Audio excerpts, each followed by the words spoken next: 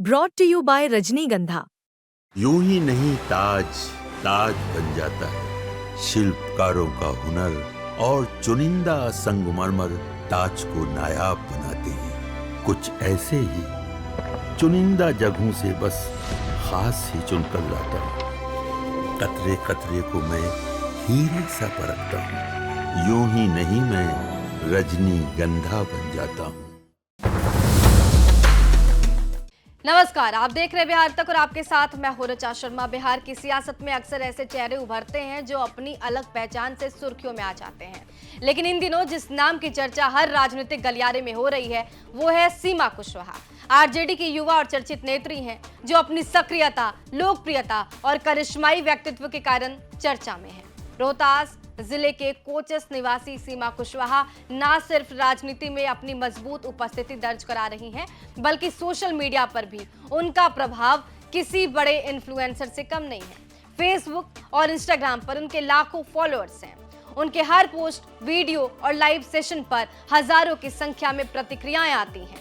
यही वजह है कि वो बिहार की उन चुनिंदा महिला नेताओं में शुमार हो गई हैं जिनकी ऑनलाइन और ऑफलाइन दोनों ही मौजूदगी बेहद मजबूत है। सीमा कुशवाहा का अंदाज राजनीति की पारंपरिक सीमाओं से अलग है। अक्सर पारंपरिक नेताओं से इतर उन्हें बोल्ड स्टाइल और खुलेपन के लिए देखा गया।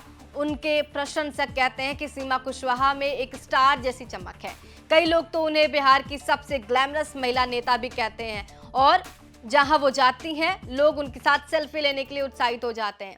उनकी खूबसूरती ही उनकी पहचान नहीं है, उनकी सक्रियता, जनता से जुड़ाव और स्थानीय मुद्दे पर स्पष्ट राय उन्हें एक गंभीर राजनीतिक चेहरा बनाता है।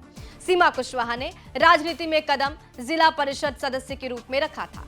रोहतास जिले में काम करते हुए उन्होंने जनता के बीच अपनी छवि एक मेहनती और जनता से जुड़े नेता के तौर पर बनाई। इस दौरान वो युवाओं के बीच लोकप्रिय होने लगी। इसके बाद उनका सियासी सफर कई मोड़ों से गुजरा। वो पहले मुकेश सैनी की वीआईपी पार्टी से जुड़ी, फिर 2020 के विधानसभा चुनाव में उपेंद्र कुशवाहा की रालोसपा में शामिल होकर वो प्रदेश महासचिव बनी। लेकिन राजनीति में उनकी महत्वाकांक्षाएं यही नहीं रुकी। उन्होंने बाद में रालोसपा से इस्तीफा दे दिया और जुलाई 2023 में राष्ट्रीय जनता दल यानी आरजेडी का दामन थाम लिया। आरजेडी में शामिल होने के बाद से सीमा कुशवाहा की नजदीकी तेजस्वी यादव से लगातार बढ़ती गई, चाहे वो पार्टी के कार्यक्रम हो या फिर चुनावी मंच। सीमा कई बार तेजस्वी यादव के साथ मंच साझा करती नजर आई। लोकसभा चुनाव के दौरान भी उन्होंने महागठबंधन के उम्मीदवारों के लिए प्रचार किया।